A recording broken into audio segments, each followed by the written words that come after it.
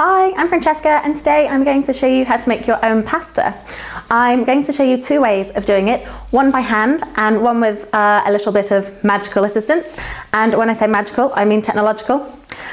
Despite how easy it is, pasta is one of those things that not many people tend to make themselves at home, but it's so rewarding, not to mention absolutely delicious, and it's far easier than most people would believe.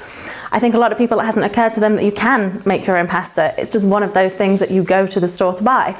Also, I think people have a fear that it's intimidating, that you need a lot of technical skill or expensive machinery or Italian heritage, but I'm going to show you that none of those things are true.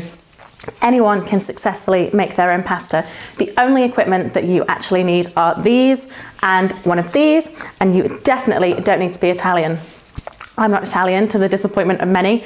It's one of the first questions I quite often get asked when I meet new people. Francesca, Italiano? No, I'm Northern.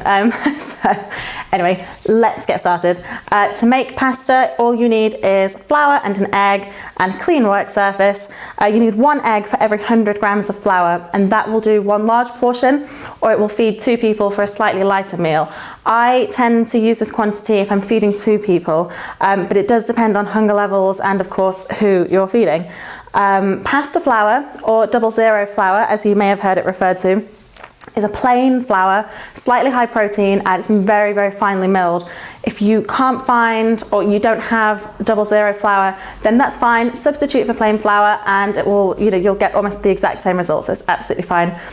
You don't want to add any salt. Some people add olive oil, I don't. I tend to keep a bit of water on hand and also some extra flour.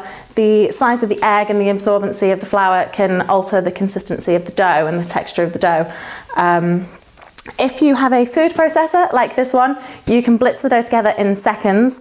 But first of all, I'm going to show you how to do it by hand. Tip your flour onto the work surface. As you know, I'm not a fan of sifting, so I'm not going to sift. Flour on there, so that's 100 grams of pasta flour, and then just create a little well in the middle. Now, handy things to have on hand, have a cloth or a tea towel of some kind. If you have a dough scraper, get your dough scraper out. I've got 2 here, and you can mix it in with your hands, but I like to use a fork just to get a bit less messy. So flour on the work surface, create a little well, and then what you want to do is pour the egg into the well, and it might pour over slightly, that's okay. And then what you want to do, you don't have to beat the egg first, whole is fine, and then just really gradually and gently you need to spin that around and really slowly incorporate the flour into the dough. Like this. You might not need all of the flour. Just keep going until it's all come together. And what you're looking for is dough that has the feel and texture of play-doh. So you don't want it sticky, but equally you don't really want it that dry. So keep adding the flour in until you feel like you've got that kind of texture. Here we go, look, it's all really coming together. So just keep bringing it together. And then at any point you can bring your hands in to really, here we are, look, I'm going to start using my hands now. So just keep working the dough, just keep pressing it together until you feel like you've got that sort of play-doh texture. See, look, I haven't quite used all the flour here. I'm just going to brush some of this over to the side because I just don't think I need this extra bit. And then what you want to do is, you want to knead the dough for about 5 minutes, like you would with bread. Just knead it by hand until it's silky and elastic. Okay, so once you've kneaded your dough for 5 or so minutes, and you can see that it's really silky and elastic and lovely, and as I mentioned before, that sort of play-doh consistency that you're looking for. And it doesn't look much, but at the same time, you're looking at this and you know that this is going to turn into some really delicious pasta that you're going to eat and really enjoy, and there's something so just so lovely about that. So that's hand Handmade. If you're using the food processor, it's very similar. Just take the lid off here. So flour, in there, in you go, down off the sides, and the egg. Now the difference with making it in the food processor, it's quicker, but because you're putting everything in all together, you don't know until it's mixed up what the consistency is going to be like. But that's something we'll come to in a second. So just put them both in. Again, you don't need to beat the egg, flour and egg, both in the food processor. And then you want to blitz that. And what you're looking for is it will turn into a sort of large couscous consistency. That's what you're looking for. And then a few seconds after that, it will start to come together into a ball. So that's when you take it out. So I'm just going to blitz this now. Tip it out to the work surface. Now, if you think the dough is a little bit dry, it doesn't have that play-doh, like this has a real play-doh. It's not sticky, but it's borderline sticky. If you find that actually it's a bit dry and it's a bit tough, what you can do is just put it back in as it is with a tablespoon of water, blitz it up again. And you can keep doing that, but go very slowly with the water. Don't add any more than a tablespoon at a time, maybe even slightly less. Slowly is the way to do this. And then the same as the handmade dough, just knead it for a couple of minutes, just to bring it into a really silky, elastic texture. And then once you've done with both of those, what you need is your magically pre-prepared cling film. Just wrap it, bring it into a disc like this, and then wrap it in the cling film. And you want to leave that at room temperature for anything between 30 minutes and 2 hours. Any longer than 2 hours, so quite often if I'm making pasta, I'm making it for dinner in the evening, so I will leave it in the fridge so that I'm nice and prepared earlier on. That's fine, you can leave it up to a day in the fridge, but make sure you take it out sort of 20 to 30 minutes before you need to roll it. What you want to do next is time to start rolling the pasta. If you have a pasta roller, you can get different kinds. You can get the hand crank ones, which are absolutely brilliant. They just do such a great job, and you attach them to the work surface so they're easy to get out and then put away again when you're not using it. And normally you can pick those up quite cheaply. I think they're normally about 25, 30 pounds, but they're well worth it. Using a pasta roller is easier than doing it by hand. It's quicker, it's easier, and it's more precise.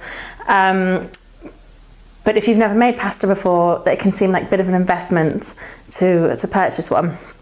You can also get the rollers that attach, some stand mixers will have the function to attach a pasta roller.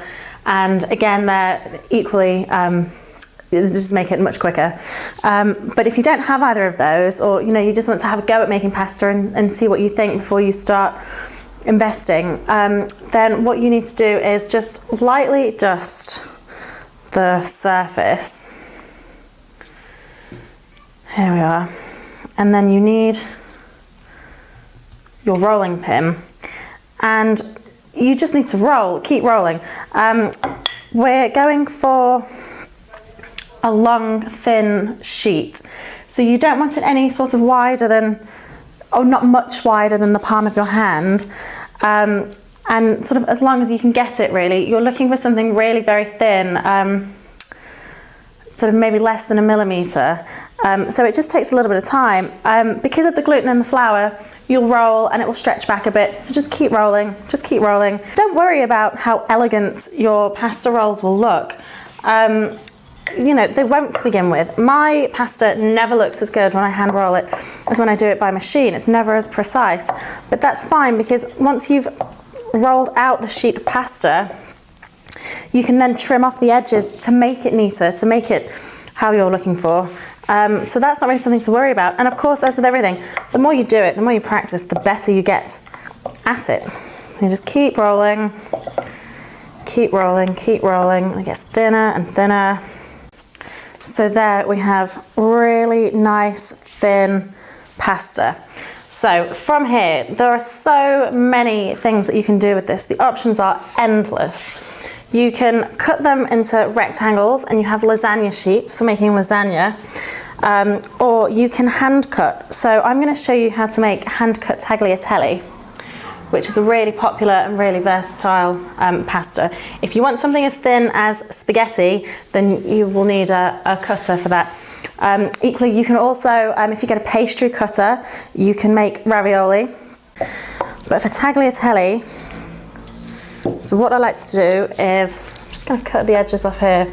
You just want to make it nice and neat. So this is what I mean. It doesn't matter if it's not beautifully elegant, because you're going to neaten it up anyway. If you don't have one of these, just use a sharp knife. But if you ever see one of these when you're out and about, they're definitely worth an investment. They don't cost a lot of money at all, but they have so many uses. And I'm just going to trim along the edge here, just so that it's nice and neat. It doesn't have to be perfect, but when we hand cut the tagliatelle, you want to get the straightest, most even pieces that you can. That's a really beautiful piece of pasta, and it's going to taste absolutely delicious.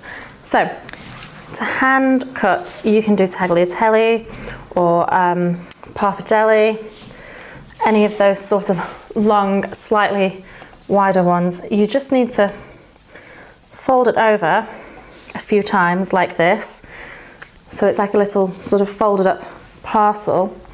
And then using your dough scraper or using a sharp knife, you just sort of line it up to where you think you want it and slice through. And then you unroll, here we are, tagliatelle. Take 2 wire cooling racks that you would use for baking, and you can just get your pasta and lay it over there like so. So then just keep going. Oops. Keep going, keep slicing until you've done the whole lot. Slice and unroll. And there you have it. Tagliatelle. I told you it was easy. So there we have it. Handmade, hand-rolled, hand-cut tagliatelle. And as I said before, it's so easy. Anybody could do that. And I didn't make that with any machinery. That was all by hand.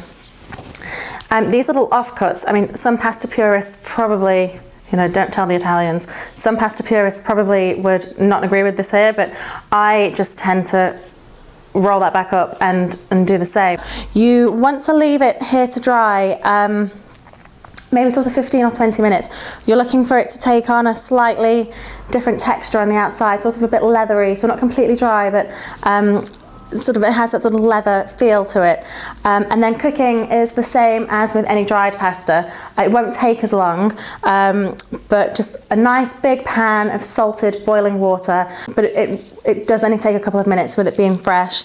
If you're trying to make it in advance, you can leave it for slightly longer, but I would maybe take it off this rack and maybe put it in some Tupperware until you're ready to use it.